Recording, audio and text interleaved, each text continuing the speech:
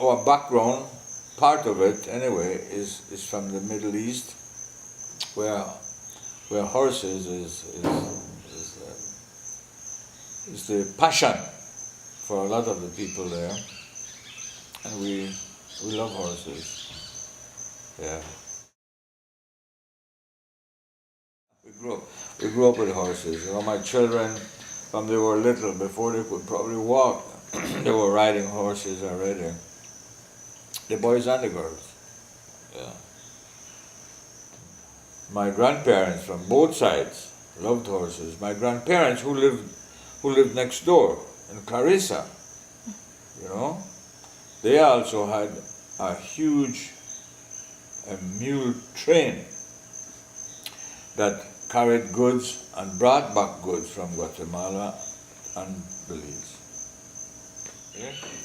Now, when we established the hotel business, it began with a young doctor from the States who had promised God that if he allowed him to finish his medical studies, he would give to the poor. He did that, finished his studies, and worked out of a place in the Yucatan, facilitated by an Irish couple, an Irish family that was living in the Yucatan at the time. They represented a Catholic mission, and when that closed down, they came to live in Belize, the Irish family. Then John, this young doctor, wrote them a letter asking if they knew of somebody or some organization that could facilitate the same facility as was in the Yucatan, because he thought in his mind that he hadn't fully completed his mission of giving to the poor in gratitude to God's help for allowing him to finish his medical studies. That is when the young Irish couple came to me with the letter and asked if I could do something about it. Well, I had some young idealistic friends in the government who said, sure, there's no problem, we'll give you a license to operate a medical facility, provided you supply everything, and we will only facilitate you the entry of the medical supplies duty-free into Belize. We won't buy them for you. I said, that's fine, no problem. So John came that first winter in December. We had opened the clinic on the 14th, I believe, of November in the village of Sokoch, which is just a mile away from here, in a very small shack. And we were working out of there when John came and he saw what we needed. Because it was his clinic, really, he was a sponsor. And he said, look, I have assessed the needs of the place. When I come back, I will bring a team with me. I said, but, there is nowhere for us to stay. Can you provide us with housing? See, he, because he was alone, he stayed with us. We were then living up here. And I said, well, John, I probably can't do that. I'll probably build a little house and you'll be crammed and everything, but you will only be here for about a week, maybe 10 days at the most. I said, that's right. So that's when I built this little first hut here out of stone to match the house that we are living in. And we call the place the Stone Cottage in English. Nabitunich in Maya, which means a house made of stone, or a stone cottage. Okay?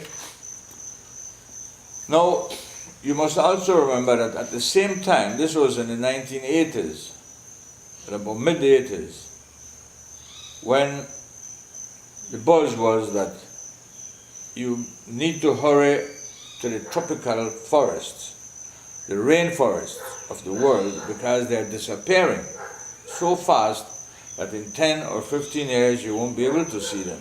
So you need to go now, because they're disappearing at a rate of a football field every hour or something like that. That was the sales pitch, you know. So Belize wasn't known for inland destinations. Everybody came to see the sea, to fish and to dive. You know, the Caribbean, that was the destination. So then when the travel agents heard about this opportunity of, you know, people began to inquire then of how can they stay inland to see the rainforest before it disappears. They came to me.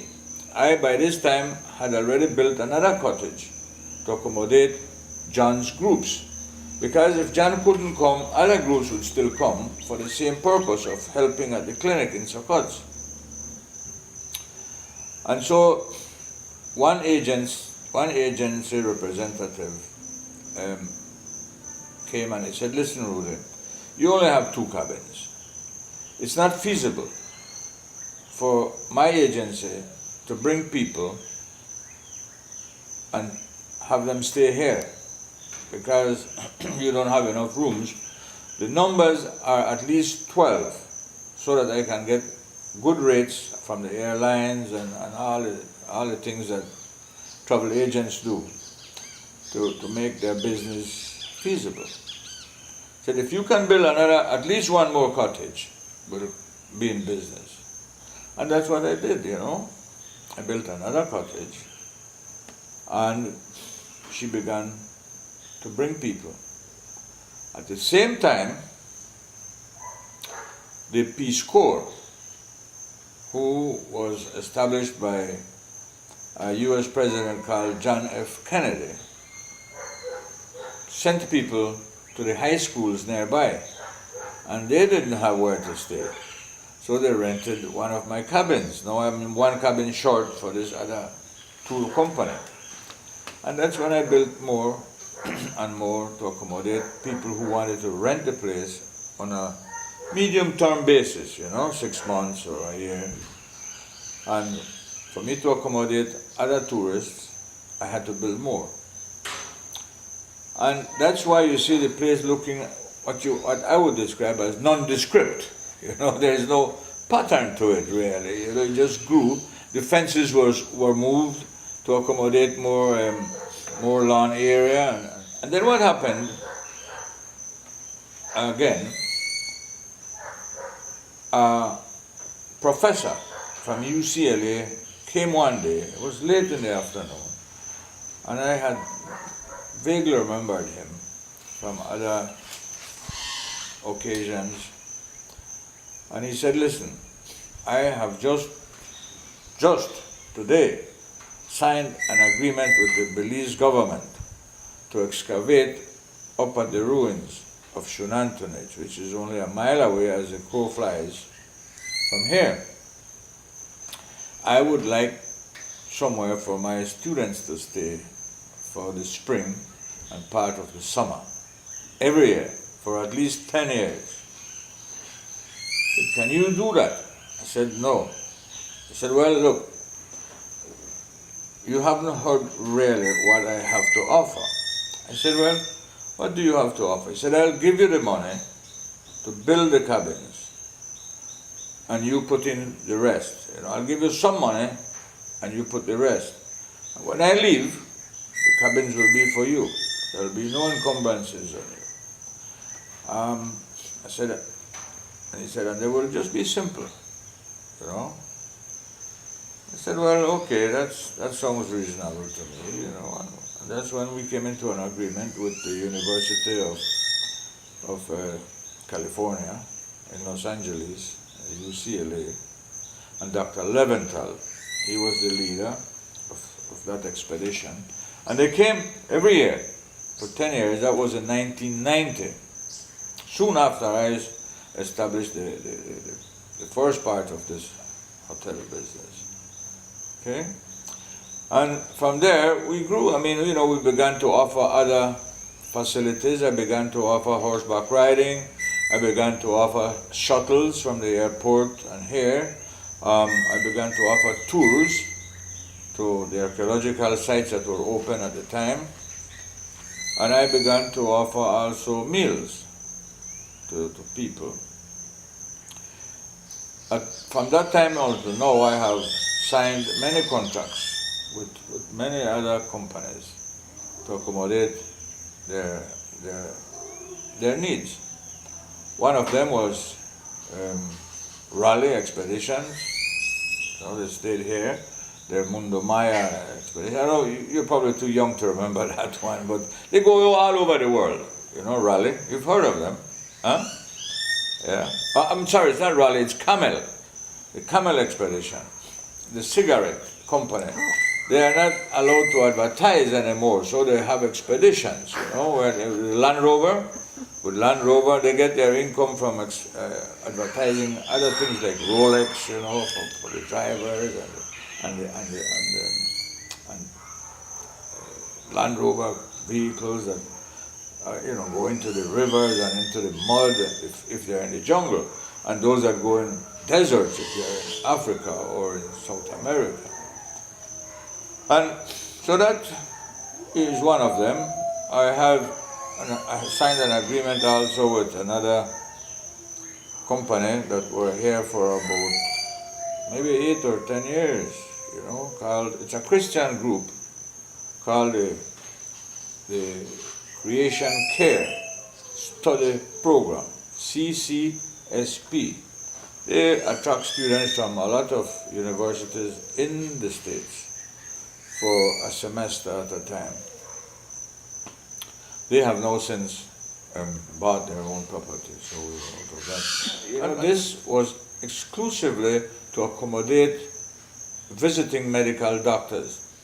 And we're still, and that is still our main focus, If they would send me a letter or a cable tomorrow to say, look, we're coming on the 20th of whatever month, we will need to reserve those days for them, because that's what we are here about. This was established for that purpose, and it will continue to do that. We continue to run the clinic in Sokots. It's now 30 years in November. Yeah, 30 years in November since we opened the clinic as a charity. It's a registered charity in the States, and we continue to provide, although I say so myself, first-class medical treatment to a large catchment area in Guatemala and in Belize. People come, some of them occasionally from the Keys, from Flores in Guatemala, from Belize City, from everywhere, because we have attracted expert doctors from the States, from New York, and from Canada as well, who come and perform surgery in Belize using the facilities that are available here. And occasionally, we send young people and sometimes older persons to the United States for specialized treatment that cannot be done here at no cost to anyone. They are very expensive surgeries and treatments, and they don't cost, not even the airline tickets they pay for. Nothing. They stay in houses or sometimes in facilities that are designed in the States specifically to accommodate poor people from other parts of the world. I, myself and my wife worked here and established this, but now we are almost, we are 70 years old now, and we have more or less give it over to our children to run, everything. So they're the ones that are in charge now. briefly, that's the history of how we arrived to where we are at the moment.